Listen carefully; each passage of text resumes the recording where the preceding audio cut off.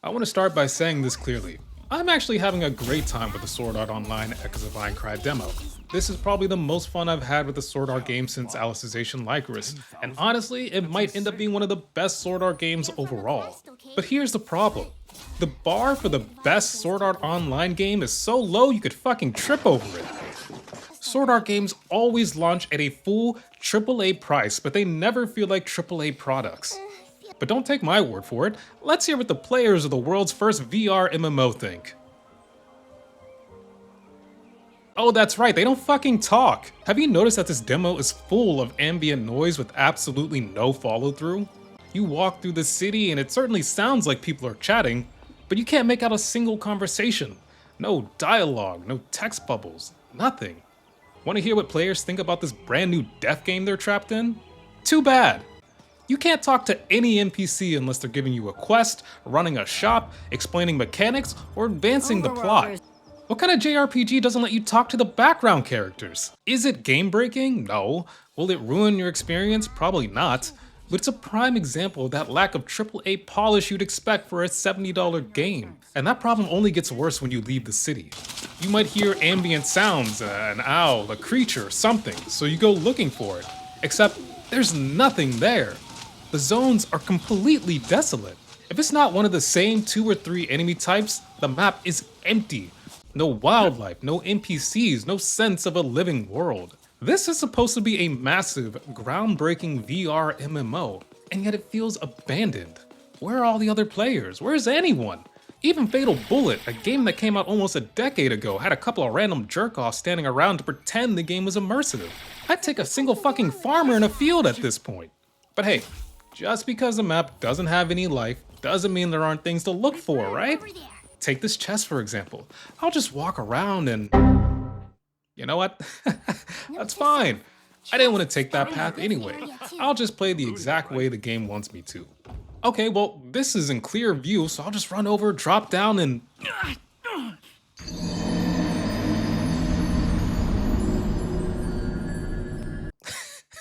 You know what? I'm getting too upset. I just need to cool off. How about I step into this 2-inch deep water and relax?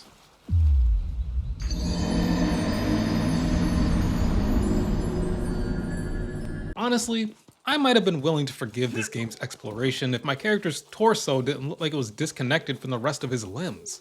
Why does running look so stiff and unnatural? Exploration in this game is utterly deplorable, and don't bother saying it's just a demo. This was the same feedback dozens of players have given on their impression videos when they had access to later stages of the game. Nothing there. There's nothing there to bring it to life and make it feel like it's alive, empty and dead, which is kind of a metaphor for this game.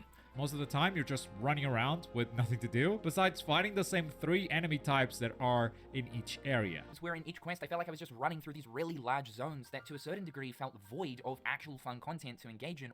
You're either opening a chest that gives these boring-ass consumable drops that you can find in a store, or weapon blueprints for weapons that have already dropped, or finding shrines to fight bosses. And why? Why, for the love of God, can we not change our equipment in zones? Who thought that was a good idea? Actually, Darktree, this is an intentional design meant to encourage players to shut up. Swapping equipment was in the very fucking trailer they used to promote this game. It is a core part of multiple iconic moments in Aincrad. You cannot justify this. And ignoring that it's pivotal to the world of Sword Art, it also just feels like shit from a gameplay perspective. Having to suspend a quest and go to town just to try a new weapon is absurd. God forbid you want to try a new weapon to see if it has any weight behind it because the last 5 didn't. Speaking of weapons and combat, the combat in this game is not bad. I actually like it. It's slower and less flashy than previous Sword Art games, which is a little weird considering the series is famous for chaining skills and combos, but honestly, I don't hate it. This game makes you play in a way that you can't just dump everything into one opening and delete a boss, or at least so far you can't. I can't even really remember any of the previous boss fights from the last game because you would melt them so quickly that it didn't matter who you were against. So the slower, if even forced, tactical approach, for me, is a nice change of pace. Now, I know some people take issue with the partner system, and yeah, they do have some long animations that lack any real impact on the specials, and a near constant gapping a la Pawns from Dragon's Dogma. Treasure chest. An enemy. They're a lower level. But the thing is, Dragon Dogma is one of my top 3 games of all time, so goofy or annoying partners baked into the game is something I've grown used to, if not grown to appreciate. But that's just my personal bias. However, the fact that you can't play without them is again another weird design choice. This is supposed to be a fully offline solo game, but you can't play by yourself? It's just weird. My only real issue with combat is the parrying and dodging. And no, I don't mean the invulnerability frames. I'm well aware that perks can improve that. It's enemy readability. Attacks aren't clearly telegraphed, and it's often hard to tell when an enemy is actually about to attack.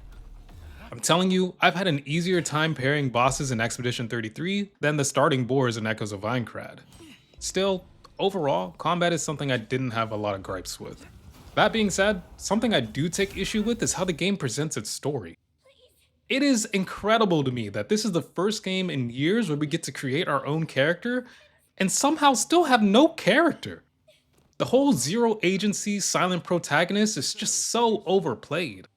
We could be T-posing in every scene and have the same amount of impact on the story's development.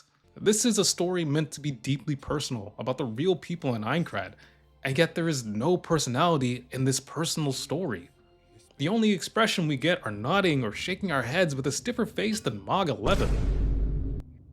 I'm not going to spend a ton of time ragging on the demo. Again, I know what to expect, so I had fun. But for a first impression, for this to be what you want cautious buyers to check out, surely you guys are seeing the writing on the wall. It's what I was saying 3 weeks ago. There is no way this is the peak Sword Art Online game or what people have been asking for. And here's what really bothers me. Here's a problem that has been tantamount to all of the Sword Art games on release. There are so many pieces that almost feel great.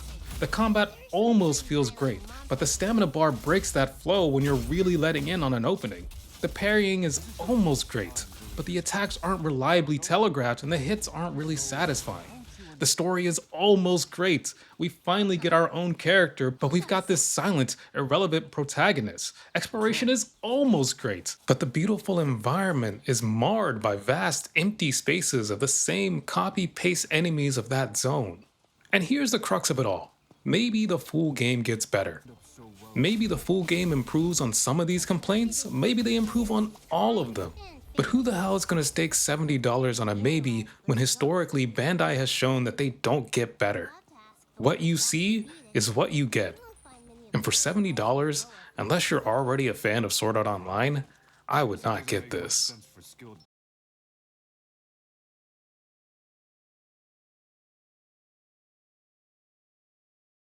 Alright, that is it. That's the video, guys.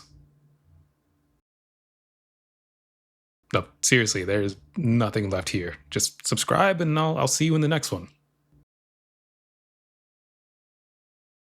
I mean, alright, if you're gonna stick around. The thing about criticizing something online is that everyone takes it as an attack on themselves.